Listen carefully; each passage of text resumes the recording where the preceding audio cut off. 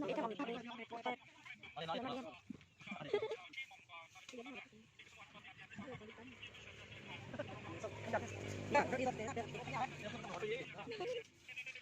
Mà ghép thế. Lý do trà. Lý do trà. Lý do trà. Này chị sẵn nào? Này chị sẵn nào?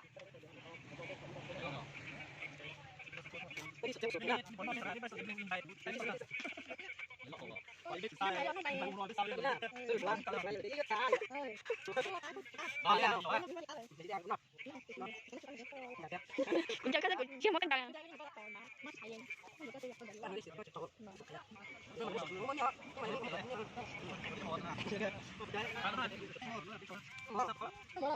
Trên và sẵn nó.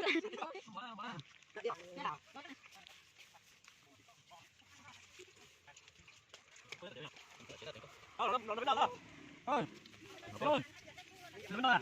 Biết đâu à? Nó muốn cho lên. Cái mua tên có chuyện mà. Nó mua cái nó phải trong đó. Rồi. Để tôi cho.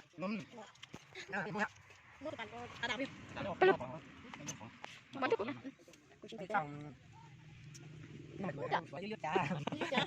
Dưới trà nè. Thì là nó có mấy chiều. Đó. Cái mua xí à. Cái mình đang chiều. Cái mình đó cho thì nó không nhá. Em chết luôn là. Cái mình chết thì xí à. Trong tay nó là ngõ, trong tay nó chúng qua. Từ luôn. Trong tay nó chúng qua từ luôn nữa. Nó một băng mắt đồng thế nào. Anh thấy nó bây giờ tôi có xí.